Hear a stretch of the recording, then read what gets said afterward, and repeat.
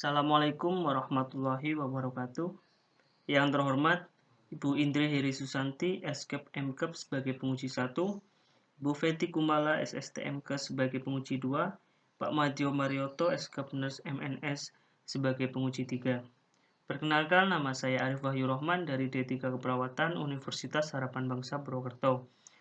Saya akan mempresentasikan karya tulis ilmiah saya dengan judul Asuhan Keperawatan Ansietas pada Nyonya P dengan kanker payudara di ruang Bougainville RSUD Margono Soekarjo Purwokerto.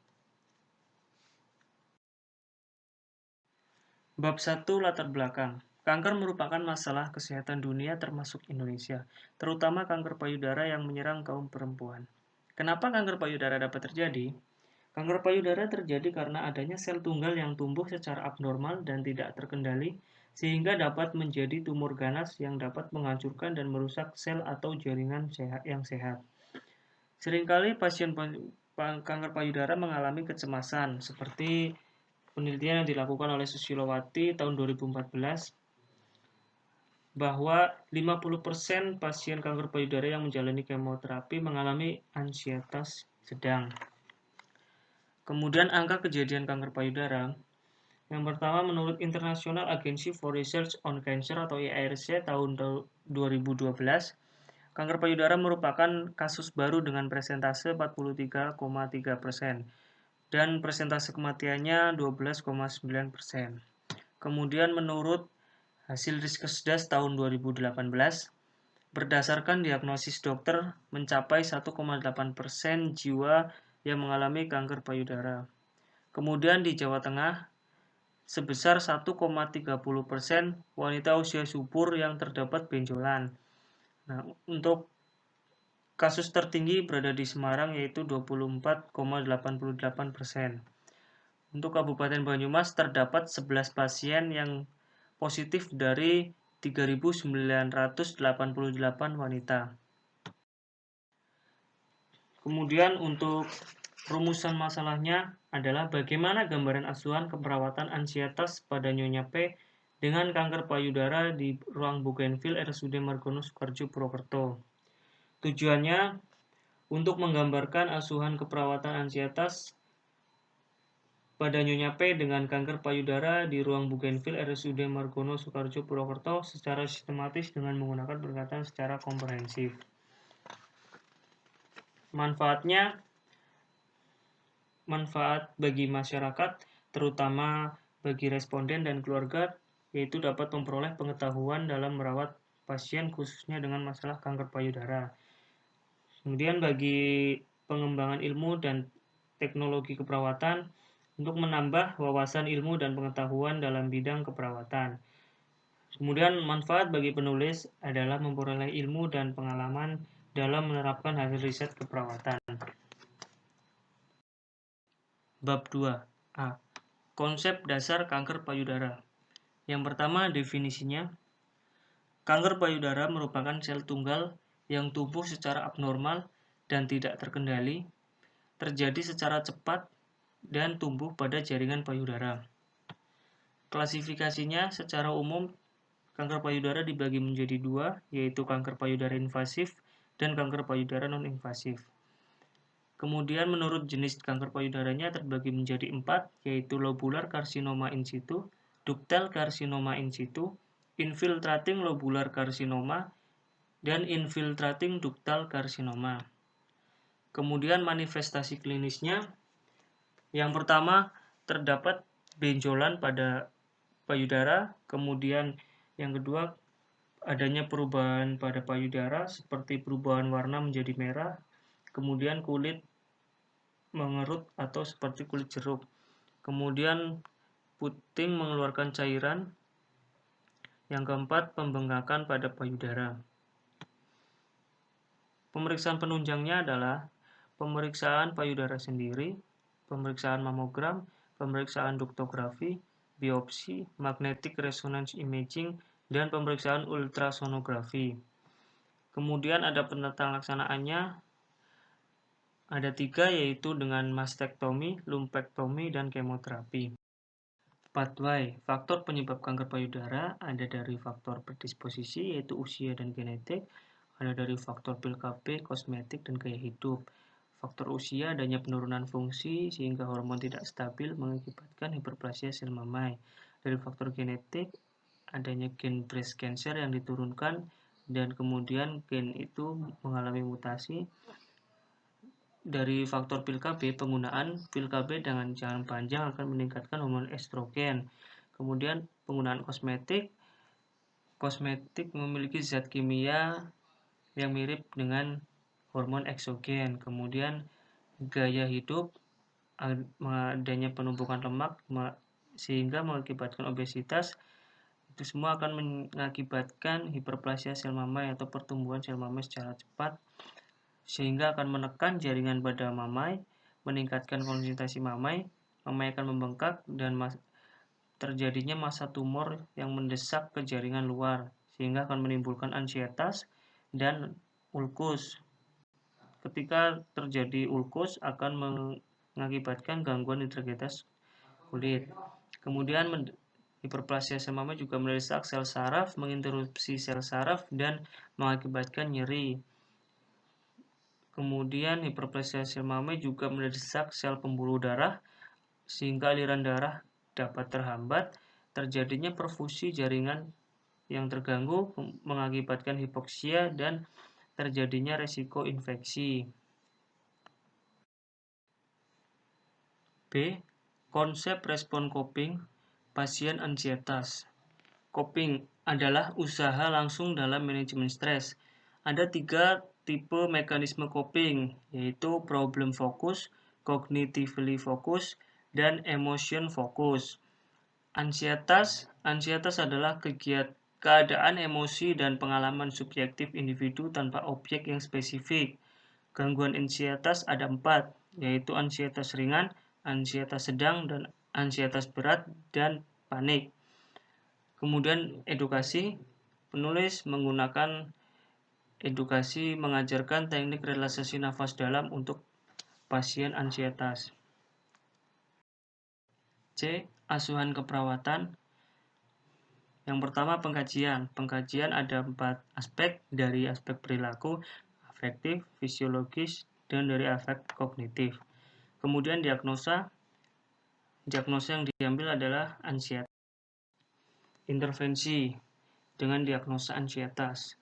NOC-nya yang dipilih adalah tingkat kecemasan kode 1211 dengan indikator tidak dapat beristirahat, perasaan gelisah, otot dan wajah tegang, rasa takut yang disampaikan secara lisan, rasa cemas yang disampaikan secara lisan. Kemudian NIC-nya yang dipilih adalah pengurangan kecemasan kode 5820 dengan tindakan yang dipilih adalah pendekatan dengan tenang, menjelaskan prosedur sebelum tindakan, ajarkan teknik relaksasi, dorong keluarga mendampingi klien, dukung penggunaan coping yang sesuai, dan atur penggunaan obat-obatan pengurang kecemasan. Implementasinya: A. Melakukan pendekatan dengan pasien. B. Ajarkan teknik relaksasi nafas dalam. C. Mengarahkan keluarga untuk mendampingi pasien. D. Edukasi penggunaan coping. E. Atur penggunaan obat sesuai order dokter. Kemudian evaluasinya adalah tahap akhir dari proses keperawatan yang mengacu kepada penilaian, tahapan, dan perbaikan. Kemudian untuk metode studi kasus. Metode studi kasus. Yang pertama, rancangan studi kasus. Karya tulis ini menggunakan metode studi kasus, yaitu studi kasus deskriptif. Kemudian subjek studi kasusnya adalah pasien Nyonya P dengan kanker payudara yang mengalami gangguan kecemasan yang berada di ruang Bougainville RSUD Margono Sukoharjo Purwokerto. Fokus studi kasusnya adalah asuhan keperawatan ansietas pada Nyonya P dengan kanker payudara di ruang Bougainville RSUD Margono Sukoharjo Purwokerto. Tempat studi kasus ini dilaksanakan di ruang Bougainville RSUD Margono Sukoharjo Purwokerto. Kemudian untuk pengumpulan datanya dilakukan secara observasi dan pemeriksaan fisik, wawancara, dan studi dokumentasi. Penyajian data secara menggunakan data primer, data yang didapatkan secara langsung, dan dari data sekunder atau data yang didapatkan dari dokumen. Bab 4. Hasil dan pembahasan. Hasil dari penelitian, biodata klien Nyonya P usia 40 tahun, beragama Islam, pekerjaan sebagai ibu rumah tangga, pendidikan terakhir SMP, alamat Grandegan Wangun Banyumas. Pengkajian. Yang pertama dari riwayat perawatan, pasien merasakan ada benjolan di payudara kanan sejak tahun 2013. Berobat dan kemoterapi sekali di RS dari keluarga pada tahun 2018. Pada Agustus 2019, mulai merasakan nyeri tetapi tidak berobat karena ia mengira itu bendungan air susu biasa. Kemudian pada tanggal 30 Desember 2019, terasa nyeri yang hebat pada payudara kanan dan keluar darah. Sehingga setelah itu pasien dibawa ke RSUD Profesor Dr. Margono Soekarjo Purwokerto. Kemudian riwayat kesehatan, pasien mengatakan pernah dirawat di rumah sakit dari keluarga pada tahun 2018 dan mendapatkan diagnosa kanker payudara. Pasien telah mendapatkan pengobatan dan menjalani kemoterapi yang pertama. Kemudian dari pengkajian riwayat keluarga, pasien mengatakan adanya faktor keluarga atau keturunan. Karena bude dari pasien juga menderita kanker payudara.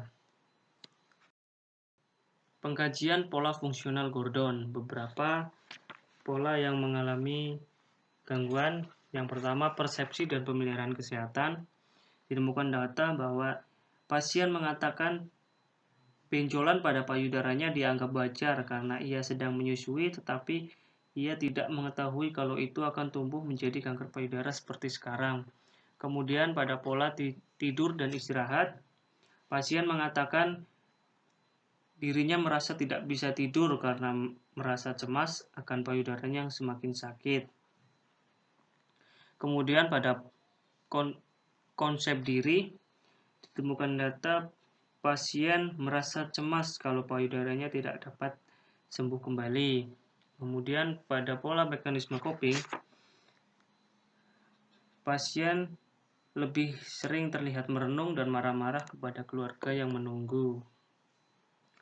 Kemudian pemeriksaan fisik, keadaan umum pasien terlihat gelisah, kesadaran kosmetik, GCS 15, tekanan darah 110/70 mmHg, kemudian suhunya 36 derajat Celcius, kemudian respirasi rate-nya 20 kali per menit dan nadi 80 kali per menit.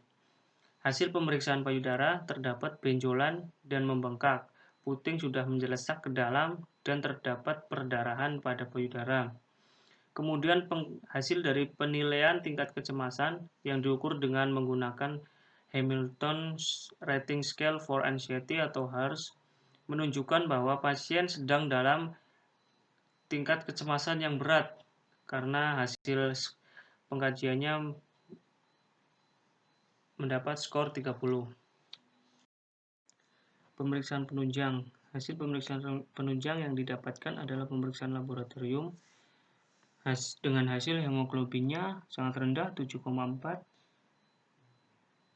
leukositnya tinggi 11.560, kemudian hematokritnya rendah 24, eritrositnya rendah 2,69, trombositnya juga sangat rendah hanya 5.000. Analisis datanya didapatkan data subjektif.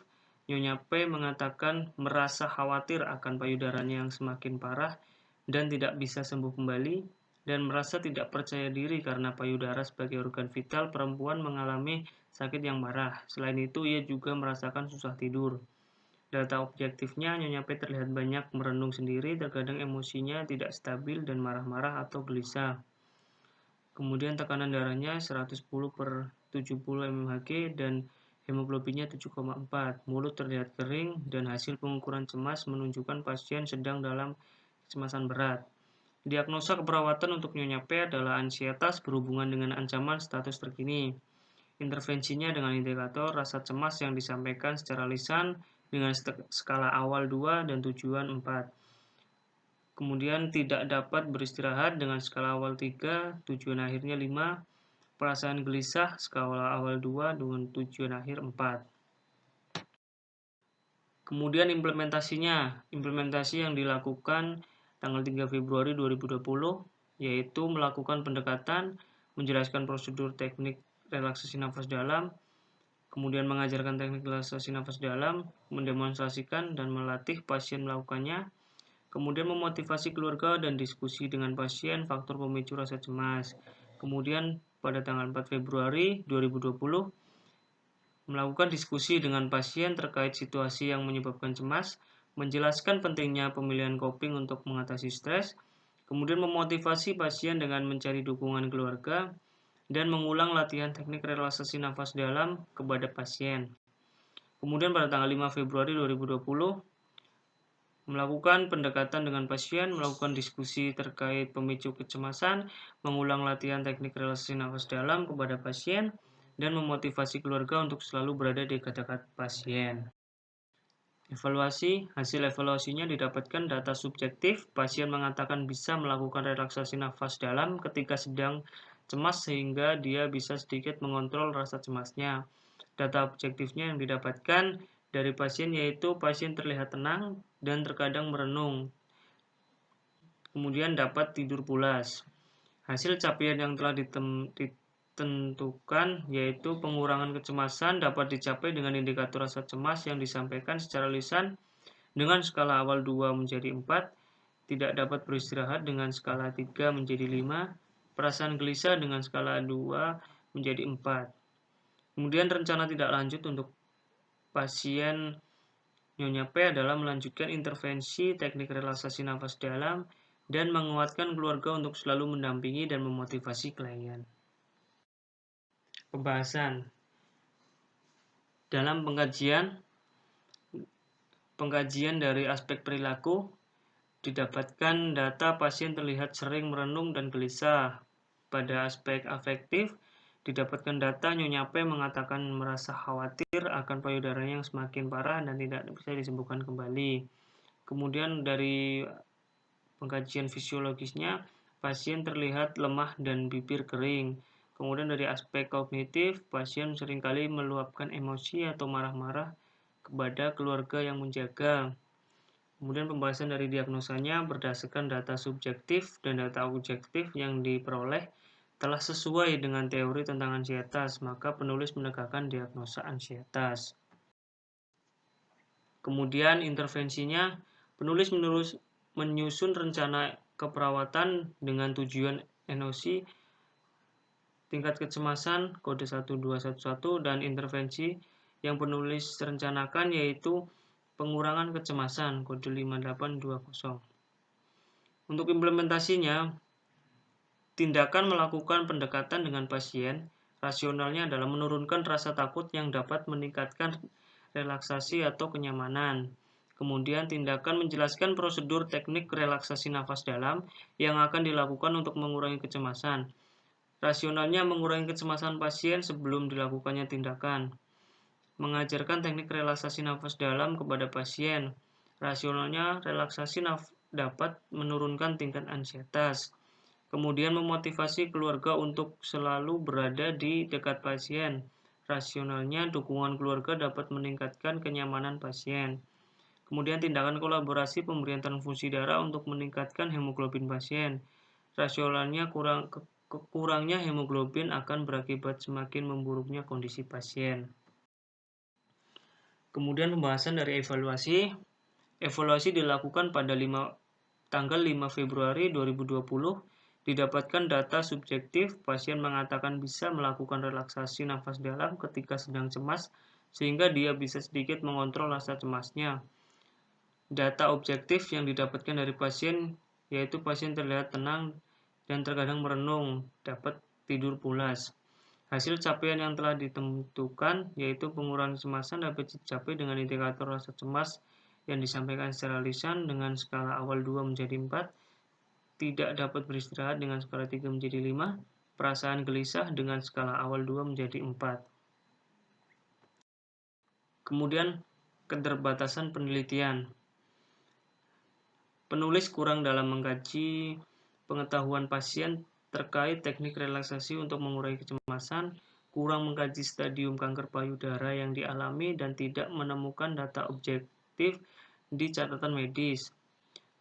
Pada pengkajian, penulis tidak melakukan pengkajian riwayat KB sehingga tidak diketahui apakah KB yang telah dilakukan menyebabkan kanker payudara. Dalam melakukan implementasi keperawatan, tidak semua rencana tindakan keperawatan dapat terlaksana. Intervensi pengaturan obat-obat yang sesuai belum dilakukan karena keterbatasan tindakan. Namun peneliti telah melakukan tindakan inti pengurangan kecemasan seperti pengajaran tentang teknik relaksasi nafas dalam. Bab 5. Kesimpulan dan saran. Kesimpulan yang pertama adalah pengkajian. Pengkajian yang penulis lakukan telah sesuai dengan tinjauan teori, yaitu dari aspek perilaku, aspek afektif, aspek kognitif, dan aspek fisiologis. Kemudian diagnosa keperawatan. Penulis memprioritaskan diagnosa keperawatan, yaitu ansietas berhubungan dengan ancaman status terkini. Kemudian intervensi keperawatan. Intervensi keperawatan merupakan tahap proses keperawatan di mana penulis membuat rencana keperawatan sesuai dengan masalah yang timbul. Pelaksanakan